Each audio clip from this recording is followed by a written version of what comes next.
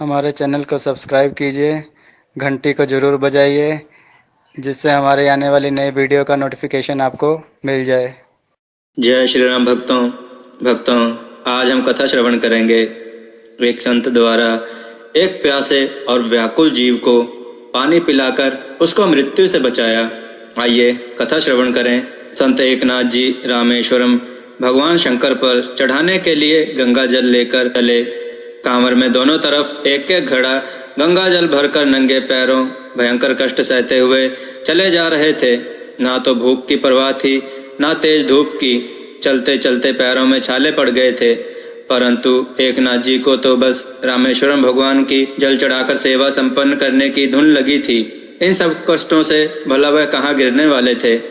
सफर लंबा था और मन में भगवान रामेश्वरम। काफी समय से सफर तय करते श्री एकनाथ जी ने लंबी दूरी तय कर ली थी। इस दूरी को तय करने में उनको रास्ते में विराम भी लेने पड़े थे, लेकिन थक कर चूर हो चुके एकनाथ जी के सामने आनंद की बात यह थी कि अब मंजिल दूर नहीं थी। पथिकों की वार्ता से आभास हो रहा था कि भगवान रामेश्वरम अब नजदीक ही हैं। अब मैं यह जल शीघ्र ही भगवान को अर्पित कर आनंद मानूंगा। परंतु यह क्या, थोड़ा आगे बढ़ने पर एक जगह संत एकनाथ ने प्यास से तड़पते हुए गधे को देखा, जो प्यास के कारण मरणासन स्थिति में पहुंच चुका था। लेकिन उस क्षेत्र में कहीं दूर दूर तक पानी नहीं था, इसलिए देखने वाले केवल अफसोस जताकर आगे बढ़ जाते थे।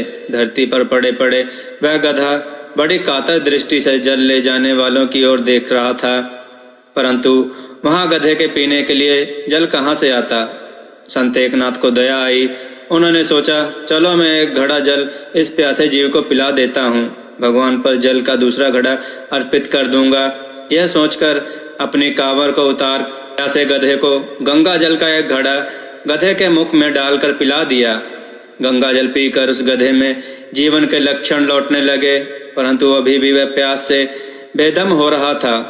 वह बैठने का प्रयत्न करने लगा, परंतु बैठ नहीं पा रहा था और दूसरे घड़े के जल की ओर देख रहा था। संत एकनाथ जी ने सोचा कि इस प्रकार इसका जीवन न बच सकेगा, अतः संत राज ने अपने भगवान को जल चढ़ाने की इच्छा का त्याग करते हुए जल का दूसरा घड़ा भी उसे पिला दिया। जल पीकर वह गधा उठकर खड़ा हो गया और एक और चल दिया।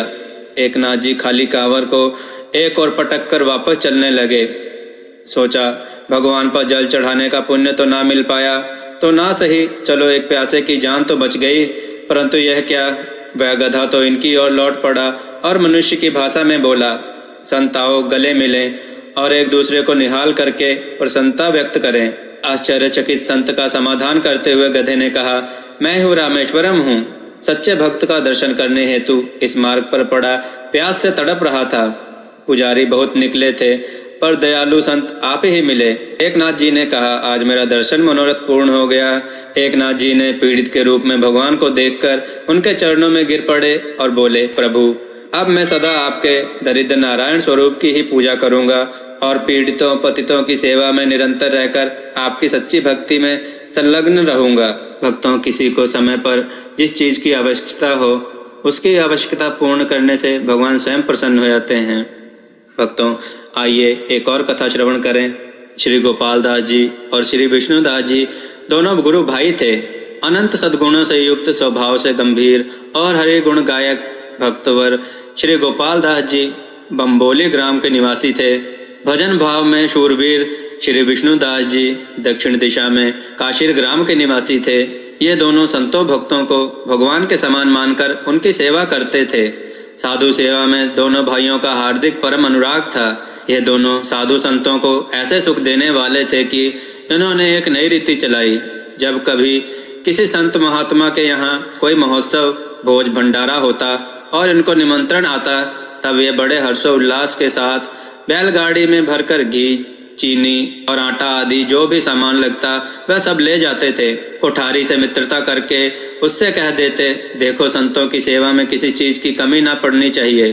क्या क्या सामान कम है आप हमें बता दो, हम सब ला देंगे। महंत जी को इस बारे में पता नहीं चलना चाहिए कि यह सब सामान कौन दे गया।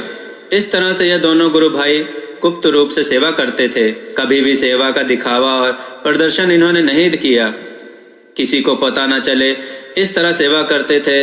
ऐसा करने में इन दोनों का तात्पर्य यह होता कि महोत्सव में किसी प्रकार की कोई कमी न पड़े और संतों की निंदा न हो। इस भेद को कोई जान नहीं पाता था।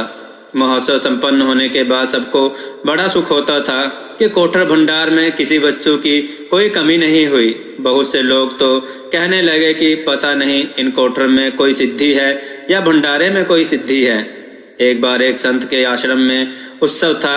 श्री गोपाल दास जी और श्री विष्णु दास जी रात्रि में बैलगाड़ी में सामान भरकर संतों के स्थान पर जा रहे थे। रास्ते में चलते चलते बैलों की तबीयत खराब हो गई।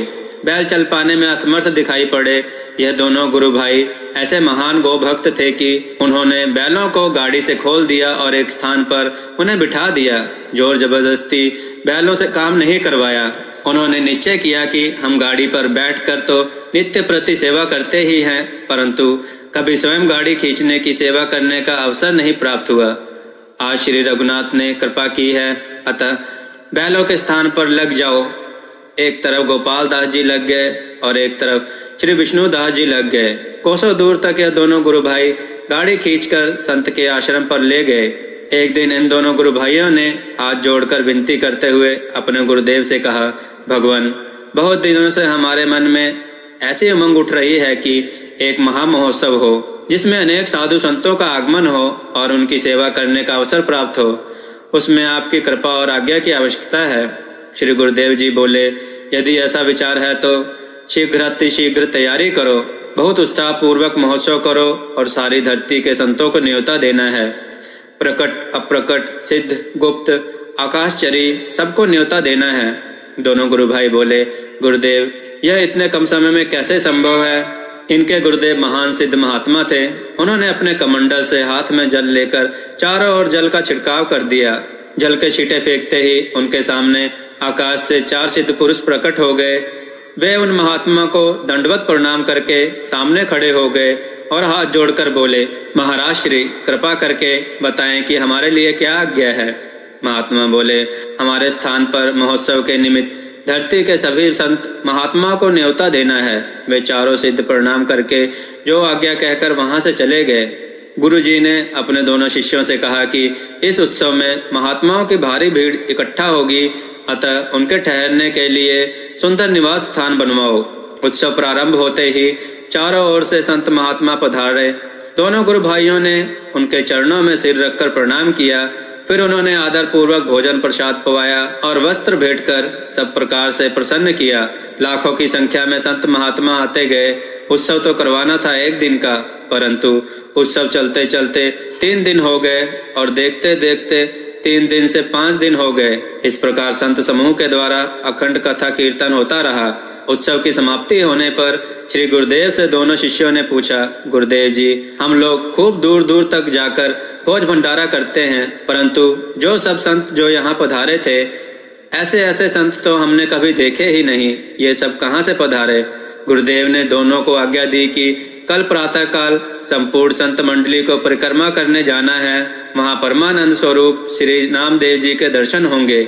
वे उज्जवल वस्त्र धारण किए हुए, हाथ में तानपुरा लिए, प्रसन्न मन से अकेले ही जा रहे होंगे। उनके चरणों में सिर रखकर प्रणाम करना।